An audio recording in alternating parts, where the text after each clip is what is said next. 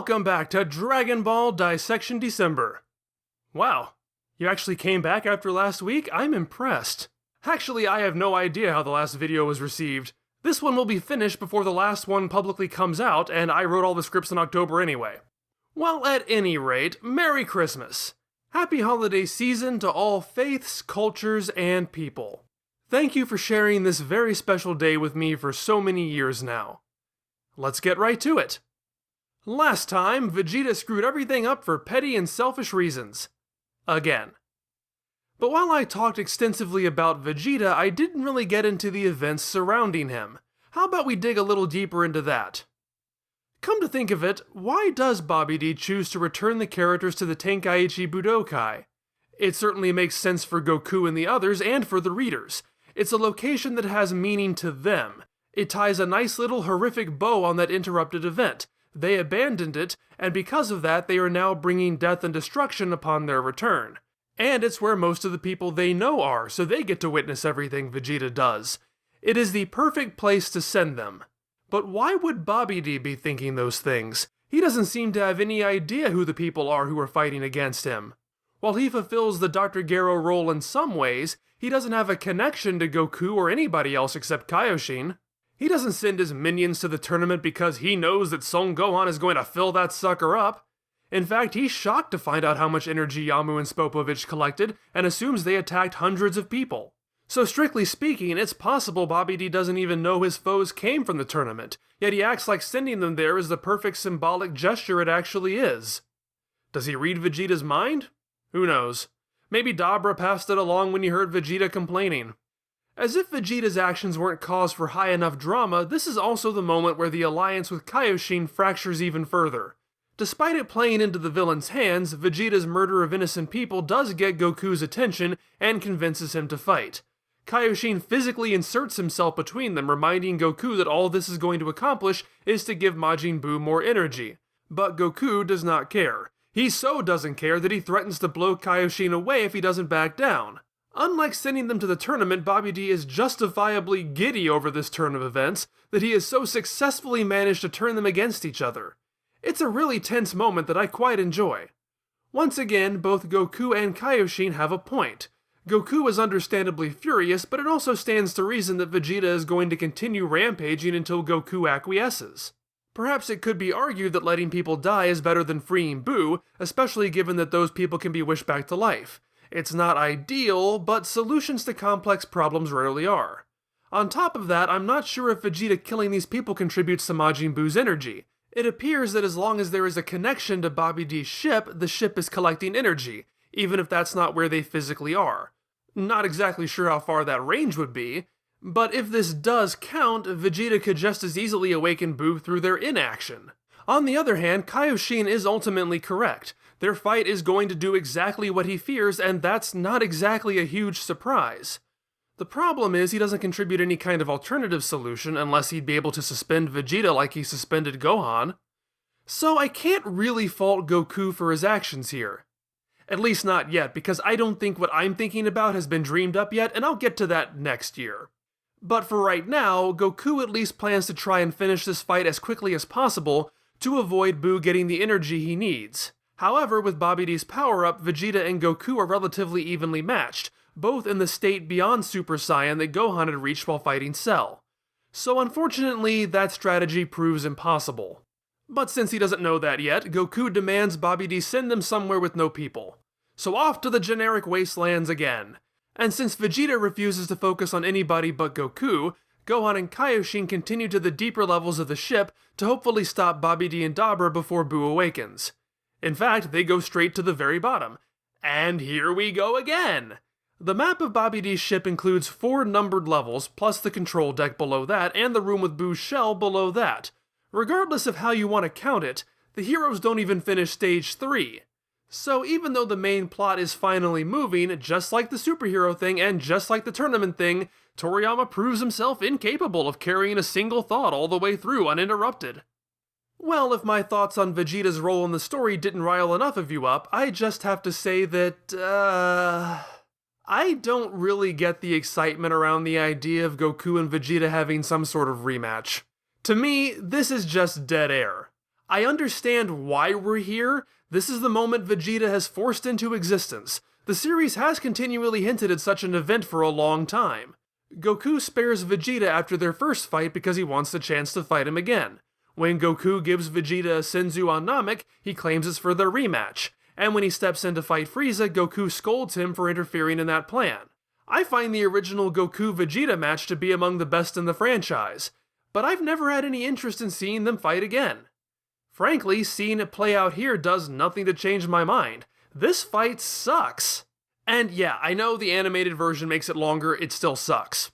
The length isn't the problem. Even if I was invested in the idea of them having a rematch, this is a terrible way for it to come to fruition because it's really only a means to an end. As much as I have to complain about Vegeta's shocking but mundane betrayal, when he does it, he steals the spotlight. But once Goku caves to him and they actually start fighting, well, everything interesting is already over. They're background noise. Everything important is happening with Gohan and Kaioshin. Those are where the real stakes for the story are, not these two meatheads smacking into each other. It's clear that I don't care, but even simply taken on its own, I don't see how this could be at all satisfying for anybody who does. Vegeta is a minor roadblock, not a real threat. Now that he's gotten what he wants, he's pretty much back to normal. Well, this whole thing has been pretty much normal for him, but you know what I mean. This fight has no conclusion, so as far as building up an epic showdown over multiple years, this is a huge disappointment. And, well, I hate to belabor the point, but given what motivates this fight, I'm about as inclined to be invested as I am watching a toddler eat a lollipop he only got because he threw a tantrum until his mom buckled and gave it to him just to shut him up. Like in that scenario, I'm only going to be happy if Goku gives the spoiled brat the thrashing he so richly deserves. And that doesn't happen. Given the structure of the story, I don't see how this fight could really be made to matter on its own, but I do think it could at least contribute to the tension. This should be a ticking clock. Every moment they fight is a moment closer to Boo awakening. Somehow give Goku an indication of how much energy is left to be collected, and suddenly this fight has tangible stakes and an element of strategy. He has to keep Vegeta at bay while stalling for time. Or conversely, give Gohan and Kaioshin an energy meter and put a few more obstacles in between them and Babidi. Then suddenly they're having to make up time for every mistake Goku makes. But since there are no obstacles, that idea never gets a chance to get off the ground. Anyway, in regards to the stuff that actually matters, Babidi transports himself and the others outside in order to avoid Boo destroying the ship when he awakens. So now we have two nondescript wastelands at once! Yay! This is different than Babidi's previous teleporting. There is no physical portal back to the ship. I mean, it's not like there's a need for one, the ship's right there. But I do wonder if he'd be able to teleport out more than one floor at once. All of this use of connecting the ship to other places makes me question why the whole stabbity-stab plan was even necessary. Grab a few more minions, teleport them to a nondescript location near the tournament, and bam! Every match is sucking up energy, while everyone is none the wiser. None of this one-and-done stuff. You'd imagine Spopovich versus Vito would draw in some decent energy, and it would give Spopovich a reason for being so brutal and drawing out the fight for as long as possible. It's funny that the one chance a Babidi minion has to inflict massive one-sided damage on an opponent is the only time it doesn't benefit them in the slightest.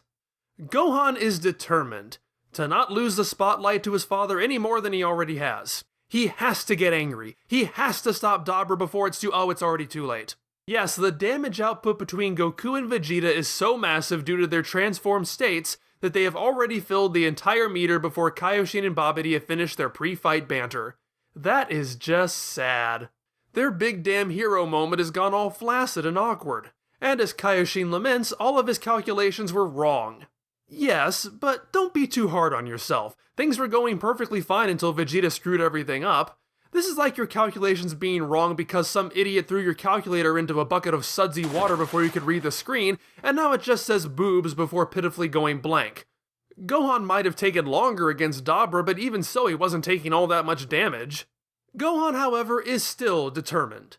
Kaioshin wants to leave, but Gohan refuses to give up. He powers up a Kamehameha and fires it straight into the egg, bouncing it off its stand and popping it open.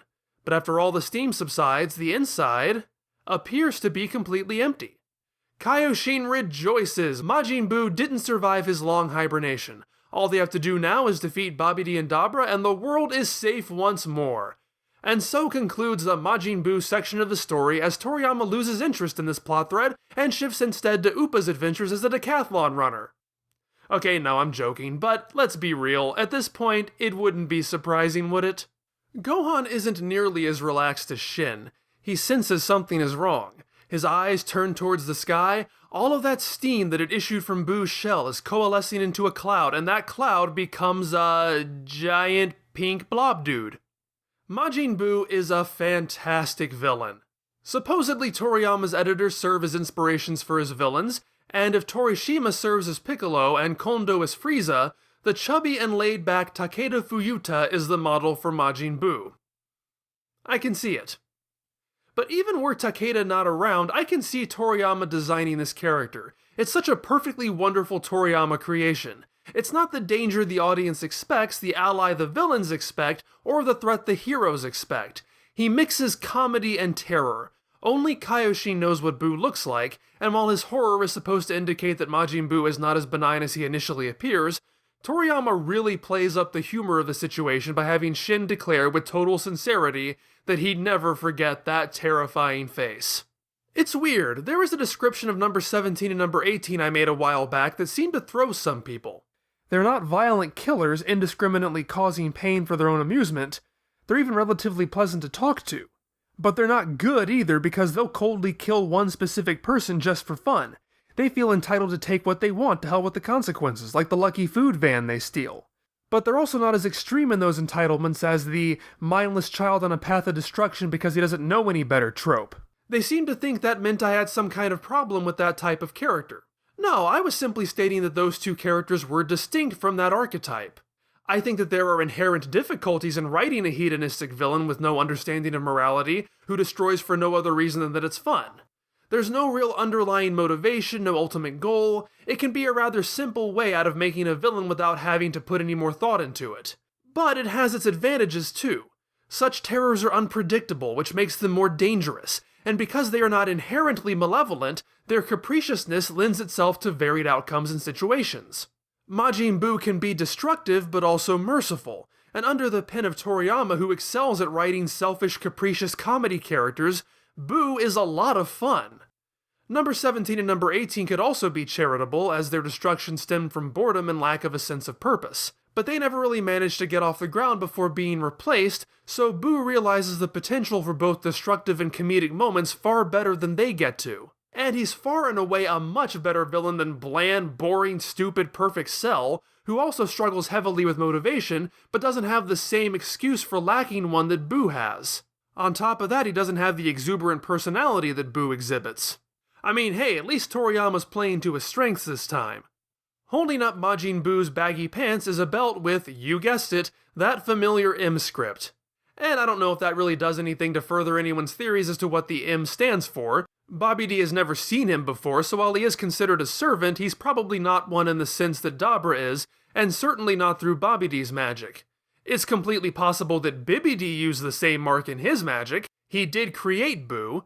Bibby D and Bobby D are both Madoshi, so it very much could be the same symbol for the same reason.